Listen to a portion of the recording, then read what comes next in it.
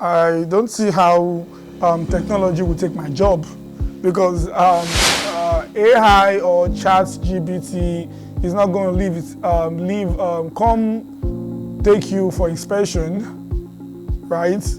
ChatGPT is not going to tell you the day-to-day markets of real estate. It's just going to give you an insight of maybe 2 years ago or insight of a few months ago. But as a person, I can give you daily updates on what the marketplace is all about.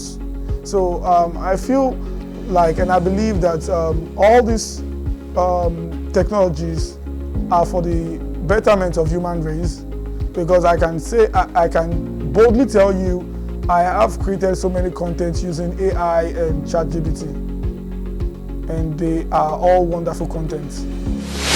On my mind, but right now I'm with my guy. I don't fear them.